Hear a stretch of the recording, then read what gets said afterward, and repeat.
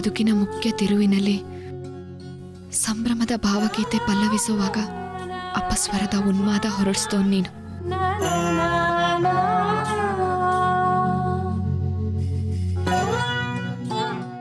ವಾಸು, ಬದುಕಿನ ಮುಖ್ಯ ತಿರುವಿನಲ್ಲಿ ನನ್ನ ಕೈ ಹಿಡಿದೇ ಹೋದೋ ನೀನು.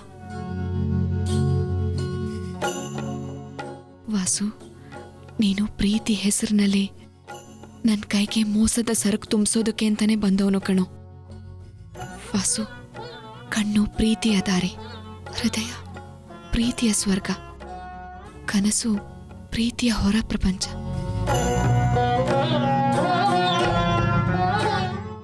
ಆದ್ರೆ ಈ ಕಣ್ಣೀರಿದೆಯಲ್ಲ ವಾಸು, ಅದು ನಿಜವಾದ ಪ್ರೀತಿಯ ಉಡುಗೊರೆ ಅಂತ ಹೇಳ್ತಾರ ಕಣೋ. ಅಂತ ಕಣ್ಣ ಹನಿಗಳನ್ನ ದುಃಖದ ಸಂಕೇತವನ್ನಾಗಿ ಮಾಡ್ತವ್ ನೀನು. ಈಗ ನನ್ನಿಂದ ಜಾರೋ 4 ಹನಿಗಳು ಎಲ್ಲದಕ್ಕೂ ಅರ್ಥ ಕಳ್ಕೊತಾ ಇದೆ ವಾಸು. ಈ ಬದುಕಿಗೆ ಒಂದು ಅರ್ಥ ತಂದೋನು ನೀನೆ, ಅದಕ್ಕೆ ಅರ್ಥ ಇಲ್ಲದೆ ಇರೋ ಹಾಗೆ ಮಾಡ್ದವನು ನೀನೆ.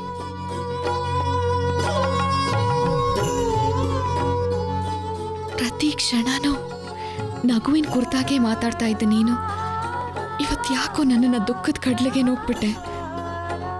ನೀ ನಡೆವ ಹಾದಿಯಲ್ಲಿ ನಗೆ ಹೂವು ಬಾಡದಿರಲಿ, ಈ ಬಾಳ ಬುತ್ತಿಯಲ್ಲಿ ಸಿಹಿ ಪಾಲು ನಿನಗಿರಲಿ, ಕೈಯೆಲ್ಲ ನನಗಿರಲಿ. ದೇವಕಿಯ ಗುಂಡಿಗೆಯ ಲಯದೊಂದಿಗೆ ಈ ಹಾಡಿನ ಸ್ವಭಾವಗಳು ಜೀವವಾಹಿನಿಯಾಗಿ ಹರಿದಿತ್ತು. ಆದ್ರೆ ಪಾಪ ಯಾರ್ದು, ಪರಿತಾಪ ಯಾರ್ದು ಅನ್ನೋ ಥರ ನಾನು ಕಂಡ ಕನಸುಗಳನ್ನೆಲ್ಲ ನಿಷ್ಕಾರಣವಾಗಿ ನಿಷ್ಕರುಣೆಯಿಂದ ಹೊಸ್ಕ ಹಾಕೋದಕ್ಕೆ ನಿನಗೆ ಮನ್ಸಾದ್ರೂ ಹೇಗೆ ಬಂತು ವಾಸು?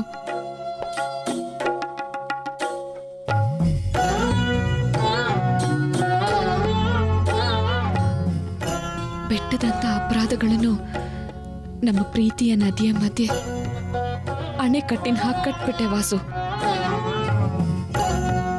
ಇಂಥ ಕಲ್ಲು ಮನ್ಸು ಬೇಕಿತ್ತ ನಿನಗೆ?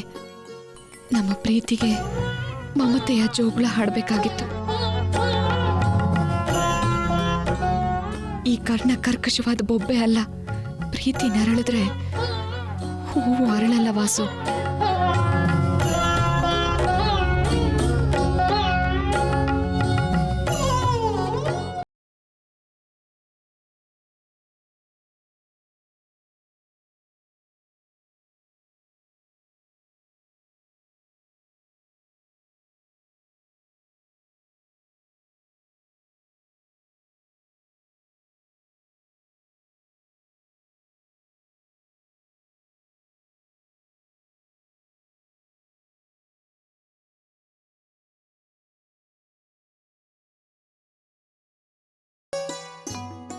ಸೀತು, ಹೇಗೋ ದೇವಕ್ಕೆ ಬದುಕಿದ್ದಾಳೆ ಅಂತ ಗೊತ್ತಾಯ್ತಲ್ಲ, ತಗೋ. ಬದುಕಿದ್ದಾಳೆ ಅಂದರೆ ಜೀವ ಇದೆ ಅಂತ ಅಷ್ಟೇ. ಅವಳ ಎದೆಯಲ್ಲಿ ಎಷ್ಟು ನೋವು ತುಂಬಿಕೊಂಡಿರ್ಬೋದು ಹೇಳಿ.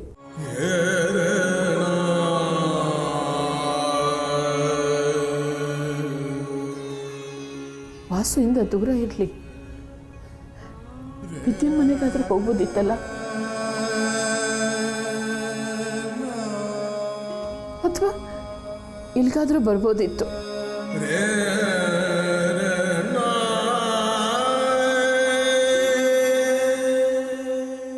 ತಾಯಿಗೆ ಮಗಳು ಯಾವತ್ತೂ ಖಂಡಿತ ಬರ ಆಗ್ತಿರ್ಲಿಲ್ಲ. ವಿದ್ಯಾ ಮನೆಗೆ ಬಂದರೆ ವಾಸುನು ಬರ್ತಾನೆ ಸೀತಮ್ಮ. ವಾಸುನ ಕಂಡ್ರೆ ಅವಳಿಗೆ ಅಸಹ್ಯ ಬಂದ್ಬಿಟ್ಟಿದೆ, ಅದಕ್ಕೆ ಬರಲಿಲ್ಲ. ಅಲ್ಲ ಬಾಬಾ, ಗಂಡನ ತಲೆ ಮೇಲೆ ಹೊತ್ಕೊಂಡಿದ್ದವಳು, ಮಗು ಅಂದರೆ ಜೀವನೇ ಬಿಡ್ತಿದ್ಲು ಅಂಥವಳು ಗಂಡ ಮಗುನ ಬಿಟ್ಟು ಹೋಗ್ಬೇಕಾದ್ರೆ ಅವಳಿಗೆ ಎಷ್ಟು ನೋವಾಗಿರ್ಬೇಕು ಹೇಳಿ. ಯಾವುದೇ ಕಾರಣಕ್ಕೂ ಮಗುನ ಯಶೋದ ಕೊಡಬೇಡಿ ಅಂತ ಹೇಳ್ತಾ ಇದ್ದವಳು ಅವಿನಾಶಕ್ಕೆ ಫೋನ್ ಮಾಡಿ ಮಗುನ ಯಶೋದಾಗ ಒಪ್ಸಿನ್ಬೇಕಾದ್ರೆ ಅವಳ ಮನಸ್ಸು ಎಷ್ಟು ಕಲ್ಲಾಗಿರ್ಬೇಕು ಹೇಳಿ.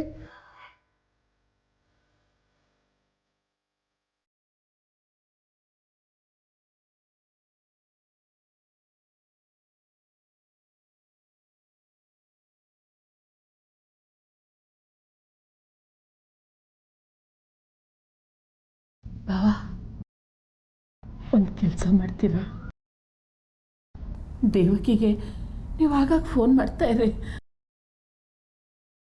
ಒಂದಲ್ಲ ಒಂದಿನ ಅವಳು ಫೋನ್ ತಗೊಳ್ತಾಳೆ. ಆಗ ನನ್ನ ಹತ್ರ ಮಾತಾಡೋಕ್ಕೆ ಹೇಳ್ತೀರಾ? ಅವಳಿಗೆ ಮಾತಾಡೋಕ್ಕಾಗ್ತಿದ್ರೆ ಈ ತಾಯಿನ ಒಂದ್ಸತಿ ನಾನು ಬಂದು ನೋಡು ಅಂತ ಹೇಳ್ತೀರಾ?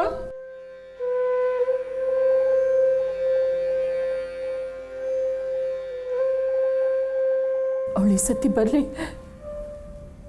ನಾನು ಅವಳನ್ನೆಲ್ಲಿಗೂ ಹೋಗಕ್ಕೆ ಬಿಡಲ್ಲ. ನನ್ನ ಜೊತೆನೇ ಇಟ್ಕೊಳ್ತೀನಿ.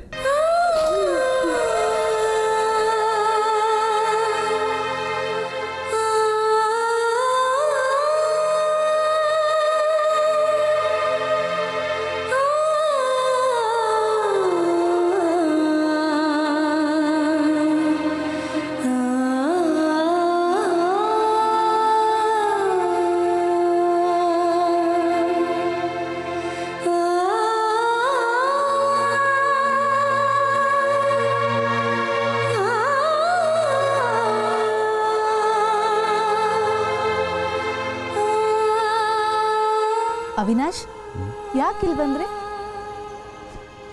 ನಿವಿ, ನನಗಂತೂ ಇದು ತುಂಬ ಕಗ್ಗಂಟಾಗೋಗಿದೆ. ಏನಾಯ್ತು? ದೇವಕಿ ವಾಸು ಒಟ್ಟಿಗೆ ಇರ್ಬೋದೇನೋ ಅಂತ ಇನ್ನೊಂದು ಸಂಶಯ ಇತ್ತು. ಈಗ ಅದು ಇಲ್ಲ. ಯಾಕೆಂದರೆ ವಾಸು ಫೋನ್ ನೆಟ್ವರ್ಕು ಅವಾಗವಾಗ ಚೇಂಜ್ ಆಗ್ತಾನೆ ಇದೆ. ಒಂದ್ಸಲ ಜಯನಗರ, ಇನ್ನೊಂದ್ಸಲ ಚಾಮರಾಜಪೇಟೆ, ಇನ್ನೊಂದ್ಸಲ ನಾಟ್ ರೀಚಬಲ್ಲು. ಆದರೆ ದೇವಕಿ ಮೊಬೈಲ್ ನೆಟ್ವರ್ಕು ಒಂದೇ ಟವರಿಂದ ಬರ್ತಾ ಇದೆ. ಅಂದರೆ ದೇವಕಿ ಒಂದೇ ಕಡೆ ಇದ್ದಾಳೆ, ವಾಸು ಅಲಿತಾ ಇದ್ದಾನೆ ಅಂತ ಅರ್ಥ. ಎಷ್ಟೊಂದು ವಿಚಿತ್ರ ಅಲ್ವಾ? ನಿವಿ, ದೇವಕಿಗೆ ವಿಜಯನಗರ, ದೀಪಾಂಜಲಿ ನಗರ ಅಲ್ಲಿ ಯಾರ ಪರಿಚಯದವರಿದ್ದಾರಾ?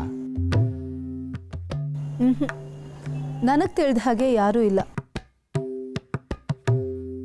ಹಾಂ, ಪುರುಷೋತ್ತಮ್ ಅಂಕಲ್ ಇದ್ದಾರೆ. ಪುರುಷೋತ್ತಮ್ ಅಂಕಲ್ಲ? ಯಾರವರು? ಸುನೀತಾ ಅಂತ ದೇವಕಿ ಫ್ರೆಂಡ್ ಇದ್ಲು, ಅವ್ರ ತಂದೆ. ಆದರೆ ಸುನೀತಾಗೂ ದೇವಕಿಗೂ ಈಗಾಗಲ್ಲ. ಪುರುಷೋತ್ತಮ್ಗೆ ದೇವಕಿ ಚೆನ್ನಾಗಿ ಪರಿಚಯನಾ? ದೇವಕಿ ಬಾಡಿಗೆ ತಾಯಿ ಆಗಿದ್ದಾಗ ರಘು ಮನೆ ಬಿಟ್ಟು ಬಂದಿದ್ಲು. ಆಗ ಪುರುಷೋತ್ತಮ್ ಅಂಕಲೇ ಅವಳನ್ನ ನೋಡ್ಕೊಂಡಿದ್ದಂತೆ. ದೇವಕಿಗೆ ಪುರುಷೋತ್ತಮ್ ಅಂಕಲ್ ಅಂದರೆ ತಂದೆ ಅನ್ನೋಷ್ಟು ವಿಶ್ವಾಸ. ಕರೆಕ್ಟ್. ಹಾಗಿದ್ರೆ ದೇವಕಿ ಅವ್ರ ಮನೇಲೇ ಇರಬೇಕು. ಬೇಕಾದರೆ ಫೋನ್ ಮಾಡಿ ಅವಿನಾಶ್, ಫೋನ್ ನಂಬರ್ ಕೊಡ್ತೀನಿ. ಫೋನ್ ನಂಬರ್ ಕೊಡು. ಫೋನ್ ಮಾಡೋದು ಬೇಡ, ಅವ್ರ ಅಡ್ರೆಸ್ ತಿಳ್ಕೊತೀನಿ. ನಾನೇ ಅಲ್ಲಿ ಹೋಗಿ ಭೇಟಿ ಮಾಡೋದೇ ಸೂಕ್ತ. ಹೇಗಿದ್ರು ನನ್ನ ಪರಿಚಯ ಇಲ್ವಲ್ಲ ಅವ್ರಿಗೆ.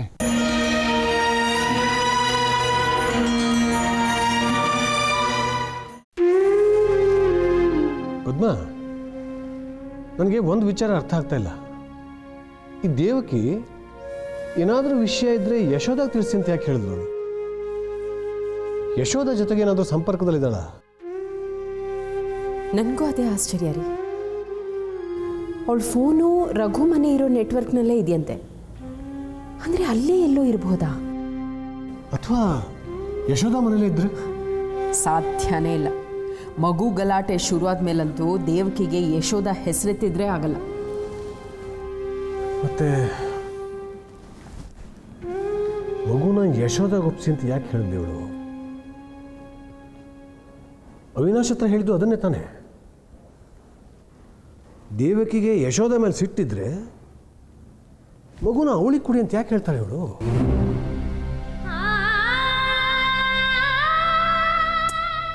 ಇಲ್ಲ ರೀ, ದೇವಕಿ ಖುಷಿಯಿಂದ ಈ ಮಾತು ಹೇಳಿರಲ್ಲ. ಅವಳಿಗೆ ವಾಸು ಮೇಲೆ ಸಿಟ್ಟಿದೆ. ಮಗು ವಾಸು ಹತ್ರ ಇದೆ. ಹೇಗಾದರೂ ಮಾಡಿ ಮಗುನ ವಾಸು ಕೈಯಿಂದ ತಪ್ಪಿಸ್ಬೇಕು ಅಂತ ಇರ್ಬೋದು. ಅದು ಅಲ್ಲದೆ ವಾಸು ಇನ್ನು ದೇವಕಿಗೆ ಮಗುನ ವಾಪಸ್ ಕೊಡಲ್ಲ. ಅದ್ರ ಬದಲು ಯಶೋದಾಗೆ ಕೊಡಲಿ, ಅಲ್ಲಿ ಮಗು ನೆಮ್ಮದಿಯಾಗಿರ್ಲಿಂದಿರ್ಬೋದಲ್ಲ. ಅಲ್ಲ ಪದ್ಮ, ದೇವಕಿ ಯಶೋದ ಮನೆಗೆ ಖಂಡಿತ ಹೋಗಲ್ಲ ಅಂತೀಯ. ಆದರೆ ದೇವಕಿ ಫೋನು ರಘುಮನೆ ನೆಟ್ವರ್ಕಲ್ಲಿ ಇದೆ ಅಂತಲ್ಲ. ಅರೆ, ನಮ್ಮ ಪುರುಷೋತ್ತಮ ಅವ್ರ ಮನೆ ಇರೋದು ಅದೇ ಏರಿಯಾದಲ್ಲೇ. ಕರೆಕ್ಟು. ದೇವಕಿಗೆ ಪುರುಷೋತ್ತಮ ಅಂದರೆ ತುಂಬ ವಿಶ್ವಾಸ ಅಲ್ವಾ? ಹೌದು ರೀ. ಪಾಪ ಅಂಥ ಸಮಯದಲ್ಲಿ ದೇವಕಿಗೆ ಅವ್ರು ಎಷ್ಟು ಹೆಲ್ಪ್ ಮಾಡಿದ್ದಾರೆ. ವಾಸುದೇವಕಿ ಜಗಳ ಆಡಿದಾಗ ಬಿಡಿಸಿದ್ದೇ ಅವರಲ್ವಾ. ನಾವಂತೂ ಕಷ್ಟದ ಸಮಯದಲ್ಲಿ ಮಾತ್ರ ಅವ್ರನ್ನ ಜ್ಞಾಪಿಸ್ಕೊಳ್ತೀವಿ. ಆಮೇಲೆ ಅವ್ರಿಗೊಂದು ಫೋನು ಮಾಡಲ್ಲ. ಈಗ ಒಂದು ಫೋನ್ ಮಾಡಿಬಿಡಲ ಅವ್ರಿಗೆ? ಬೇಡ, ಅವಿನಾಶ್ಗೆ ಒಂದು ಮಾತು ಕೇಳಿ ಆಮೇಲೆ ಮಾಡೋಣ.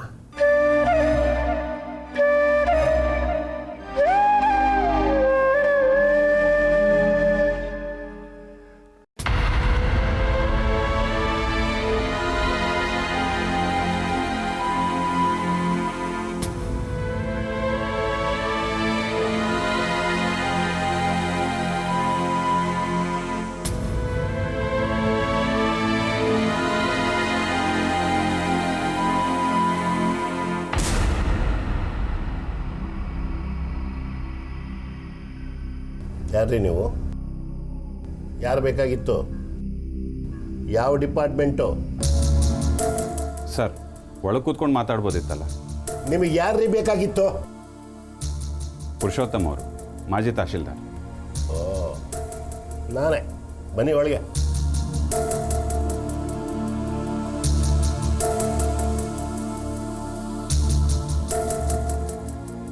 ಹೇಳಿ, ಏನೋ ಮಾತನಾಡಬೇಕು ಅಂದರೆ? ಸರ್, ನಿಮಗೆ ದೇವಕಿ ಗೊತ್ತಲ್ವಾ? ಗೊತ್ತು. ಗೊತ್ತಿರೋದೇ ಒಂದು ಅಪರಾಧನೇನ್ರಿ?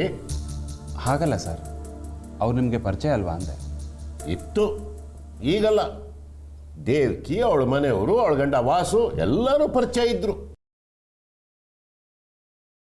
ಸರ್, ಈಗ ದೇವಕಿ ವಾಸು ಜೊತೆ ಜಗಳ ಮಾಡ್ಕೊಂಡು ಊರನ್ನೇ ಬಿಟ್ಟಿದ್ದಾಳೆ. ಅದಕ್ಕೆ ನಾನೇನ್ರಿ ಮಾಡಬೇಕು? ಹುಡುಕೊಡ್ಬೇಕಾ? ಯಾರದ್ದೋ ಮನೆ ಗಲಾಟೆ, ಇನ್ಯಾರ್ದೋ ಸಂಸಾರ ತಾಪತ್ರೆ, ಇದೆಲ್ಲ ಕಟ್ಕೊಂಡು ನನಗೇನ್ರಿ ಆಗಬೇಕು?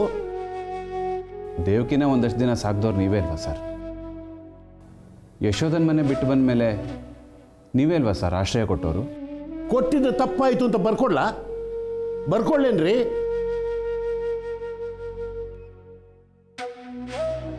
ಯಾರ್ರಿ ನೀವು? ನಿಮ್ಮ ಪರಿಚಯನೇ ಹೇಳಿಲ್ವಲ್ಲ? ಸರ್, ನನ್ನ ಹೆಸರು ಅವಿನಾಶ್ ಅಂತ. ದೇವಕಿ ಅಕ್ಕ ನಿವೇದಿತಾ ಅವ್ರ ಹಸ್ಬೆಂಡ್. ಓಹೋ, ಮನೆಯವರು. ಅವಳು ಸಂತೋಷವಾಗಿದ್ದಾಗ ನಾವು ಕಾಣೋದಿಲ್ಲ. ಈಗ ಅವಳು ಕಾಣ್ತಾ ಇಲ್ವಲ್ಲ, ಅದಕ್ಕೆ ನಾವು ನಿಮ್ಮ ಕಣ್ಣಿಗೆ ಬಿದ್ದಿದ್ದೀವಿ. ಅಲ್ರಿ, ಮನೆಯವರು ನೀವು ಅವಳನ್ನು ಹುಡುಕ್ದೆ ನೀವು ನನ್ನನ್ನು ಹುಡುಕೊಂಬಂದಿದ್ದೀರಲ್ಲ. ನಾವು ಹುಡುಕ್ತಾನೆ ಇದ್ದೀವಿ ಸರ್. ನಾನು ಪೊಲೀಸ್ ಇನ್ಸ್ಪೆಕ್ಟ್ರು, ಬಸವೇಶ್ವರ ನಗರದಲ್ಲಿ. ಹೊರಡಿ. ನೀವು ಬಂದ ಬಾಗಿಲು ಅಲ್ಲೇ ಇದೆ, ಹೊರಡಿ. ಹೊರಡಿ ಅನ್ನಲ್ರಿ. ಸರ್, ಪ್ಲೀಸ್ ನನ್ನ ಮಾತು ಕೇಳಿ, ಕೂತ್ಕೊಳ್ಳಿ. ಏನು ಅರೆಸ್ಟ್ ಮಾಡ್ತೀರೇನ್ರಿ? ಮಾಡ್ರಿ, ಸಿದ್ಧವಾಗಿದ್ದೀನಿ. ನೀವು ಜೈಲಲ್ಲಿ ಕೈದಿಗಳಿಗೆ ಕೊಡ್ತೀರಲ್ಲ, ಅದೇ ಡ್ರೆಸ್ ಹಾಕೊಂಡಿದ್ದೀನಿ ನೋಡಿ. ಇಲ್ಲಿ 421 ಬರೆಸ್ಬಿಡಿ, 420. ಅಲ್ಲಿ ಮುಗಿದೋಯ್ತು ಕೆಲಸ. ಸರ್, ಪ್ಲೀಸ್ ನನ್ನ ಮಾತು ಕೇಳಿ. ಸ್ವಲ್ಪ ಶಾಂತರಾಗಿ. ಹೇಗ್ರಿ ಶಾಂತವಾಗಿರೋದು? ಅವಳ ಮಗು ಇಲ್ಲ ಅಂತ ಅವನು ಯಾವನೋ ಇನ್ಸ್ಪೆಕ್ಟರ್ ಸ್ಟೇಷನ್ಗೆ ಕರೆಸ್ಕೊಂಡು ಒಳಗೆ ಹಾಕಿಸ್ಬಿಡ್ತೀನಿ ಅಂತ ಹೆದರ್ಸಿ ಕಳಿಸ್ದ. ಮೊನ್ನೆ ಇನ್ಯಾವನ ಅವನ ಲಾಯರು ನೋಟಿಸ್ ಕಳಿಸಿ ನನ್ನನ್ನು ಕರೆಸ್ಕೊಂಡು ನಾನೇನೋ ಘೋರ ಅಪರಾಧ ಮಾಡಿದ್ದೀನಿ ಅನ್ನೋ ಥರ ಮಾತನಾಡ್ದ. ಈಗ ನೀವು ಏನು ಅನ್ಕೊಂಡ್ಬಿಟ್ಟಿದ್ದೀರಿ ನೀವೆಲ್ಲ ನನ್ನನ್ನು? ಇಷ್ಟಕ್ಕೂ ನಾನೇನ್ರಿ ತಪ್ಪು ಮಾಡಿರೋದು? ದೇವಕಿಗೆ ಸಹಾಯ ಮಾಡಿದೆ. ಅವಳು ಮಗು ಹುಟ್ಟಕ್ಕೆ ಮುಂಚೆ ಅವಳಿಗೆ ಆಶ್ರಯ ಕೊಟ್ಟೆ. ಗಂಡ ಹೆಂಡತಿ ಇಬ್ಬರು ಜಗಳ ಆಡ್ಕೊಂಡಿದ್ದಾಗ ಇಬ್ಬರಿಗೂ ಬೈದು ಬುದ್ಧಿ ಹೇಳಿ ಒಂದು ಮಾಡಿದೆ. ಇದು ಅಪರಾಧನ? ನಿಮ್ಮ ನಾದಿಗೆ ಸಹಾಯ ಮಾಡಿದ್ದಕ್ಕೆ ನನಗೆ ಯಾಕ್ರಿ ಈ ಚಿತ್ರ ಹಿಂಸೆ? ಅದೇನು ಮಾಡ್ತಿರೋ ಮಾಡ್ಕೊ ಹೋಗ್ರಿ. ಅರೆಸ್ಟ್ ಮಾಡ್ತೀರೇನ್ರಿ? ಮಾಡ್ರಿ, ಎಲ್ಲದಕ್ಕೂ ರೆಡಿ ಆಗಿಬಿಟ್ಟಿದ್ದೀನಿ. ಸರ್, ನೀವು ದೇವಕಿಗೆ ಆಶ್ರಯ ಕೊಟ್ಟವರು. ತಂದೆ ರೀತಿ ಕಾಪಾಡಿದವರು. ಅವಳು ಅಷ್ಟೇ, ನೀವು ಅಂದರೆ ತಂದೆಗಿಂತ ಹೆಚ್ಚು ಅಂತ ತಿಳ್ಕೊಂಡವಳು. ಆದರೆ ಈಗ ದೇವಕಿ ವಾಸು ಜೊತೆ ಜಗಳ ಮಾಡಿಕೊಂಡು ಯಾರಿಗೂ ಗೊತ್ತಿಲ್ಲದೆ ಇರೋ ಜಾಗದಲ್ಲಿದ್ದಾಳೆ. ಯಾರು ಕರೆದ್ರೂ ಬರ್ತಾ ಇಲ್ಲ, ಯಾರ ಮಾತನ್ನೂ ಕೇಳ್ತಾ ಇಲ್ಲ. ಈ ಏರಿಯಾದಲ್ಲಿರ್ಬೋದು ಅನ್ನೋ ಮಾಹಿತಿ ಬಂತು. ನಿಮ್ಮನೆಗೆ ಬಂದಿರ್ಬೋದೇನೋ ಅಂತ ಬಂದೆ.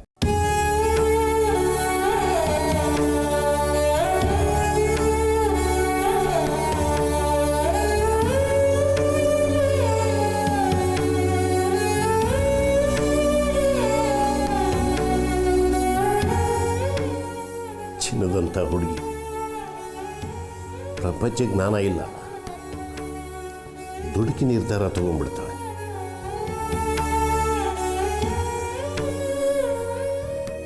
ವಾಸುನು ಒಳ್ಳೆ ಹುಡುಗ,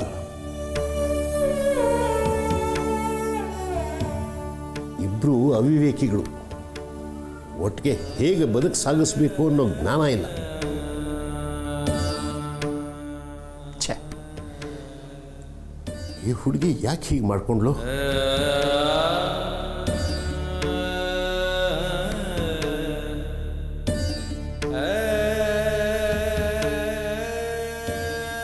ಇಲ್ಲಿಗಾದರೂ ಬಂದಿದ್ರೆ ಬೈದು ಬುದ್ಧಿ ಹೇಳಿ ನಾನೇ ಕರ್ಕೊಂಡ್ಬರ್ತಿದ್ದೆ. ಸರಿ ಸರ್, ನಾನೇನು ಬರ್ತೀನಿ. ಇಲ್ಲಿರ್ಬೋದೇನೋ ಅಂತ ಬಂದೆ. ಆಗಾಗ ಫೋನ್ ಮಾಡ್ತಾ ಇರ್ಬೋದಲ್ಲ ಸರ್?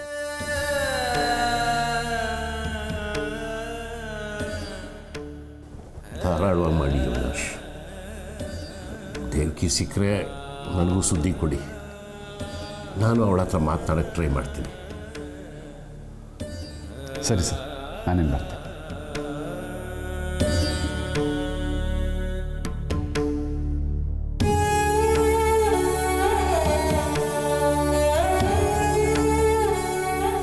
ಒಂದು ಲೋಟ ಬಿಸಿ ಕಾಫಿ ಕೊಡು.